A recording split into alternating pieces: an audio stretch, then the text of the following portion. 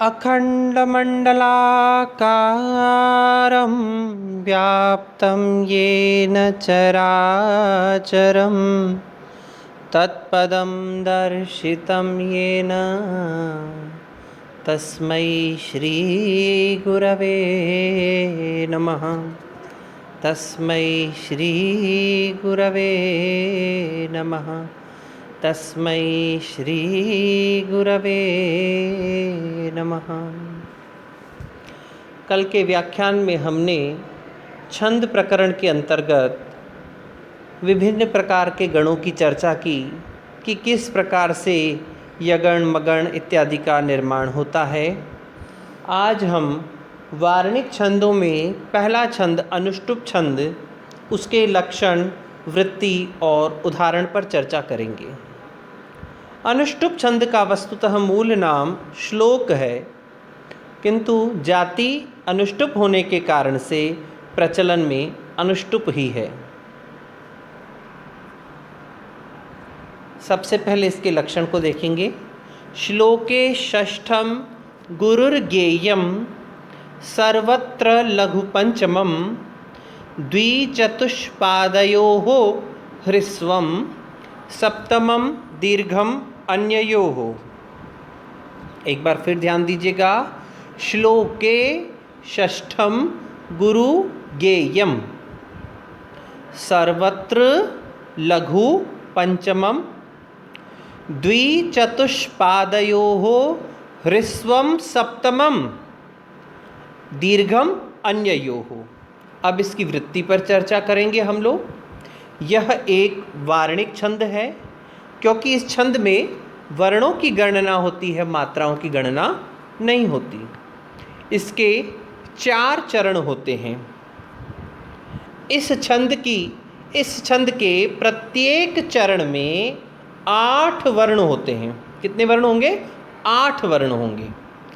प्रत्येक चरण का 4 चरण है, यानी प्रत्येक चरण का पंचम वर्ण लघु होता है और षष्ठ वर्ण, छठा वर्ण गुरु होता है। 5वां वर्ण क्या रहेगा? लघु रहेगा। छठा वर्ण गुरु रहेगा। द्वितीय और चतुर्थ चरण में 7वां वर्ण ह्रस्व हुआ करता है।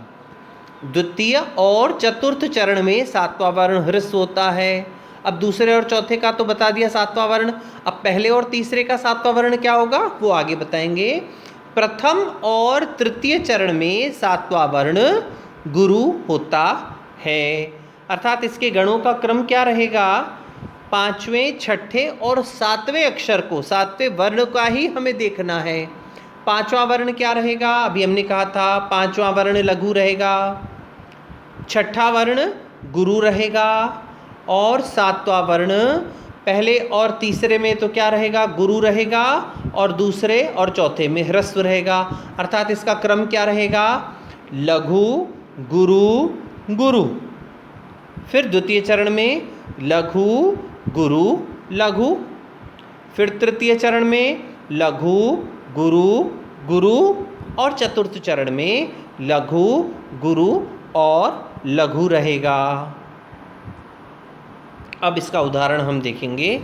वक्रतुंड महाकायः सूर्यकोटिः समप्रभ निर्विघ्नं कुरु मे देव सर्वकार्येषु सर्वदा। अब एक बार क्रम से गणना करते। व पहला, क्र दूसरा, तु तीसरा, ड चौथा, 5वां वर्ण क्या है इसमें? महाकाय का म कैसा हो गया? लघु हो गया। अब नीचे देखिए, प्रथम के बाद में द्वितीय चरण में स 5वां वर्ण है, लघु है। निर्विघ्नम कुरु, रू जो है ध्यान से देखिए ये छोटा है।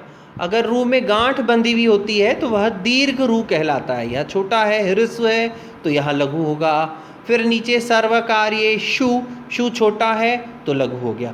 5वां वर्ण चारों चरणों में लघु आ गया। अब छठे वर्ण को देखिए। हा, महा, हा आ रहा है, दीर्घ हो गया, गुरु हो गया। स म, अब आप ध्यान दीजिएगा यहाँ म है, लेकिन पीछे क्या आ रहा है? संयुक्ताक्षर आ रहा है। तो हमने पहले एक बार नियम में पढ़ा था दीर्घ और गुरु का नियम क्या रहेगा? अगर पीछे संयुक्ताक्षर होगा तो आदि वाले यानी उसके आगे वाले वर्ण को हमें गुरु करना पड़ेगा, तो यह गुरु हो गया। तृतीय चरण में अपने आप में एक ही मात्रा है, गुरु है। फिर आगे वापस देखिए, सर्वदा, स, फिर ऊपर आधा र और वदा। स क्योंकि ह्रस्व है, लेकिन वो आधा र व मिलकर के संयुक्ताक्षर हो रहा है, इसीलिए यह स भी क्या हो जाएगा? गुरु हो जाएगा। प्रथम और तृतीय चरण में सातवां वर्ण क्या रहेगा? गुरु। देखिए का कैसा है? गुरु है। और नीचे तृतीय चरण में दे कैसा है? दीर्घ है, इसीलिए गुरु हो गया। फिर इधर आ जाइए, प्र। अब ये संयुक्ताक्षर है, लेकिन ध्यान दीजिएगा संयुक्ताक्षर अगले वाले वर्ण को गुरु करता है, स्वयं गुरु नहीं होता। अगले वाले वर्ण को उसने म को गुरु कर दिया था, ये स्वयं तो लघु ही रहेगा। फिर वापस नीचे वही परिस्थिति आएगी, सर र व र र और व। र ने आगे वाले वर्ण को स को तो गुरु किया, लेकिन जो व है वो लघु ही रहेगा।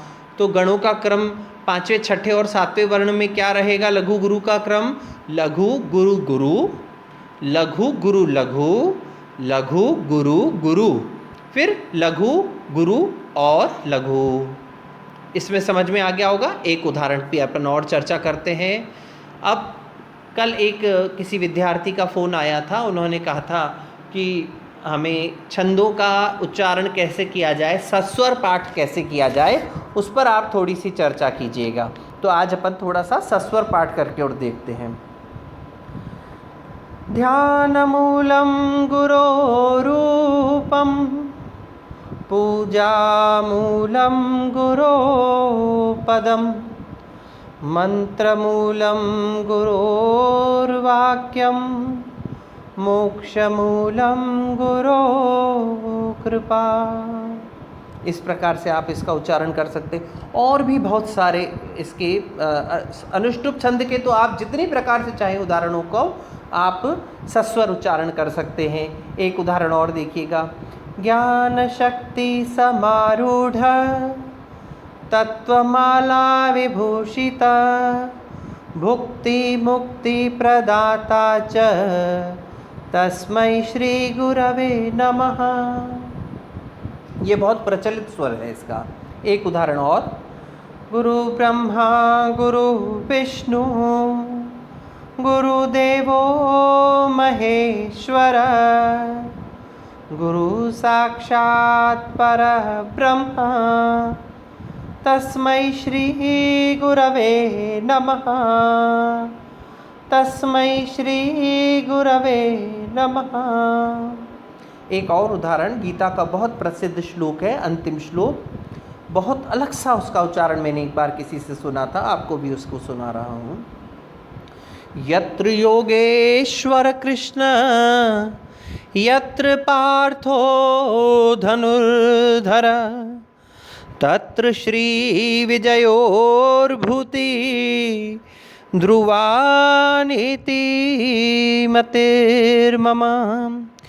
यत्र योगेश्वर कृष्ण यत्र पार्थो धनुर्धर तत्र श्री विजयोर्भूति ध्रुवा नीति मतिर्मम। तत्र श्री विजयोर्भूति ध्रुवा नीति मतिर्मम। एक और उदाहरण अभी मैंने उच्चारण किया ही था, गुरुर्ब्रह्मा गुरु विष्णु गुरुदेवो महेश्वर गुरु साक्षात् परब्रह्म तस्मै श्री गुरवे नमः। यहाँ पर विष्णु में महेश्वर और ब्रह्म में विसर्ग आएगा। सेवितव्यो महावृक्षः फलच्छाया समन्विता यदि दैवात् फलं नास्ति छाया के न निवार्यते। इस उदाहरण पर ध्यान दीजिएगा। से वी त व्यो, ये तो हो गए चार। पांचवा वर्ण है म, यह कैसा है? लघु है। हा अपने आप में गुरु आ जाएगा। व्री में री की मात्रा है, लेकिन हमें यह गुरु चाहिए। आप ध्यान दीजिए पीछे वाला वर्ण कैसा है? संयुक्त अक्षर है। संयुक्त अक्षर होने के कारण से व्री भी क्या हो चुका है? यहाँ पर गुरु हो चुका है। द्वितीय उदाहरण में स लघु है, म गुरु है। क्यों गुरु है? क्योंकि पीछे नम संयुक्ताक्षर आ गया, इसीलिए गुरु हो गया। व में छोटे ई की मात्रा है तो लघु हो गया। प्रथम चरण लघु गुरु गुरु, द्वितीय चरण लघु गुरु लघु। तीसरा देखिए यदि देवात, 4 अक्षर हो गए। पांचवा है फ। फ कैसा है? यहाँ पर लघु है। अब ल कैसा है? अनुस्वार से युक्त है। हमने बात की थी उस दिन भी, अनुस्वार से युक्त होने के कारण से ल गुरु हो जाएगा। और ना अपने आप में गुरु है। फिर आ जाता है छाया केन नि। नी क्या है? लघु। वा गुरु और य पुनः लघु। तो तृतीय और चतुर्थ चरण में भी क्या रहेगा क्रम हमारे लघु और गुरु का? 5वें 6ठे और 7वें वर्ण का लघु गुरु गुरु और लघु गुरु लघु। मुझे लगता है अनुष्टुप छंद आप लोगों को अच्छी प्रकार से समझ में आ गया होगा। अगर किसी भी प्रकार की समस्या रहती है तो हम अगली कक्षा में इसकी पुनः चर्चा करेंगे। नई कक्षा में हम एक नए छंद को लेकर के आपके समक्ष उपस्थित होंगे। तब तक के लिए अपना अध्ययन प्रारंभ रखिएगा, क्योंकि वेदों में भी कहा गया है, हमारे उपनिषद कहते हैं स्वाध्याय प्रवचनाभ्याम न प्रमदितव्यम। स्वाध्याय और प्रवचन से कभी भी प्रमाद नहीं करते हैं। तैत्तिरीय उपनिषद की शिक्षावल्ली के 11 अनुवाक में जहाँ आचार्य उपदेश कहा गया है, वहाँ पर ये बात आती है कि शिष्यों को स्वाध्याय से और गुरुओं को अपने प्रवचन से कभी भी प्रमाद नहीं करना चाहिए। तब तक के लिए ओम शम।